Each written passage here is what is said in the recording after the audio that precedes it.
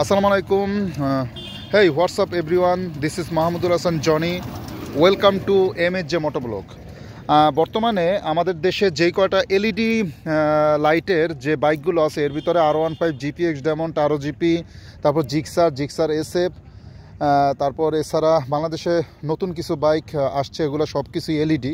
কিন্তু আপনি যদি FZ, তারপর হচ্ছে RTR 2B, তারপর অন্যান্য বাইকের কথা চিন্তা করেন, জিক্সার মনোটন, ওগুলো কিন্তু মোটামুটি কিন্তু হ্যালোজিন লাইটের। এখন আমি এলইডি লাইটের ভিতরে বর্তমানে জিক্সার SF-এর আলোটা সবচেয়ে বেশি, তারপর হচ্ছে জিক্সারের। মোটামুটি জিক্সার SF এবং জিক্সারের দুইটার আলোই কিন্তু খুবই যথেষ্ট ভালো। এখন আপনাদেরকে আমি এই যে অন্ধকারের ভিতরে আপনাদেরকে আমি যে লাইটের যে পাওয়ার টেস্টটা আপনাদেরকে একটু দেখিয়ে দিব যে বর্তমানে মানে জিক্সারের যে লাইটের আলোটা কতটুকু।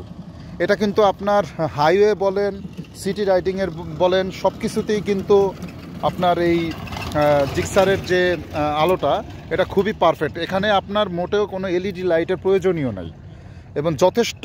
এবং জিক্সারের যে নিউ জিক্সারের যে কার্বোরেটর বা FI যেটাই বলেন, প্রচুর লাইটের আলো আপনাদেরকে আমি দেখিয়ে দিচ্ছি।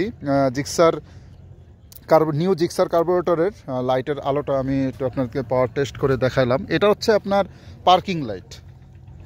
এই হচ্ছে নর্মাল যে পার্কিং লাইটটা, দেখেন এই পার্কিং লাইটের পিছনটা মোটামুটি ভালোই ফর্সা এবং সামনে দেখেন এই এতটুকু হয়েছে আর কি।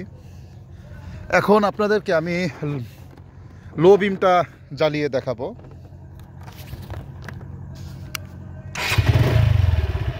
এবং অবশ্যই আপনাকে যখন আপনি বাইক এই ধরনের লাইটের আলো টেস্ট করবেন বা পাওয়ার টেস্ট করবেন, অবশ্যই বাইকটা স্টার্ট দিয়ে নেবেন। কারণ স্টার্ট যদি না দেন তাহলে কিন্তু সেই ক্ষেত্রে আপনার ব্যাটারি ডাউন হয়ে যাওয়ার পসিবিলিটি থাকে।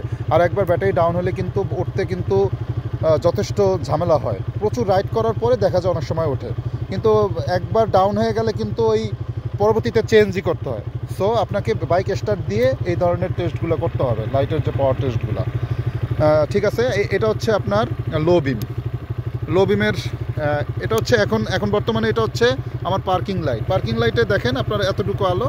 এবং এই হচ্ছে লো বিম, দেখেন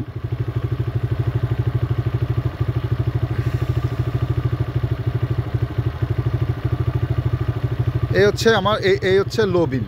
এই যে দেখেন আপনারা লো বিমের যে আলোটা প্রায় রাস্তা আমার এই যদি রাস্তা থাকে রাস্তার এই পাশ ওই পাশ টোটালটা কিন্তু আমার কভার করছে। এবং আপনারা দেখেন এখানে আমি মনে করি ফগ লাইটের কোনো প্রয়োজনীয়তাই নাই। আপনার যথেষ্ট মানে আলোটা আপনার দেখেন মানে এই সাইড মানে টোটালটা। এবং এখান থেকে কমপক্ষে কি বলবো প্রায় 50 থেকে 60 ফিট বা 70 ফিট দূরে আমার লাইটের আলো কিন্তু অলরেডি চলে গেছে। এবং এটা হচ্ছে আমার কিন্তু লো বিম। এখন আমি যখন আপনার হাই বিমটা জ্বালাবো, এটা হচ্ছে 5, এই যে দেখেন 5 যদি মারি তখন ওই অনেক দূর পর্যন্ত চলে যায়। এখন যদি আমি হাই বিমটা দেই, এই যে দেখেন হাই বিমের আলোটা মানে কত দূরে গেছে আপনারা দেখেন। এই যে দেখেন আমি এখান থেকে জুম দিয়ে আনতেছি, আপনারা দেখেন অনেক দূর পর্যন্ত কিন্তু চলে গেছে এবং হাই বিমের আলোটা। এবং আপনারাই দেখেন এই যে দেখেন কত দূর, মানে আপনি যদি মানে এখানে সামনাসামনি থাকেন তাহলে বুঝতে পারবেন না লাইটের আলোটা কতটুকু দূর পর্যন্ত চলে গেছে। এবং ক্যামেরাতে কীরকম বোঝা যাচ্ছে আমি জানি না, তবে বাস্তবে অনেক আলো। তাই যেটা সবচেয়ে বিষয় সেটা হচ্ছে নিউ জিক্সারের এই হেডলাইটের যে আলোটা যথেষ্ট ভালো। আপনার কোনো ফগ লাইট লাগবেই না আমি যেটা মনে করি। তারপরে আপনার কুয়াশাচ্ছন্ন পরিবেশের জন্য আপনি একটা ফগ লাইট যেটা হলুদ ওইটা ইউজ করতেই পারেন।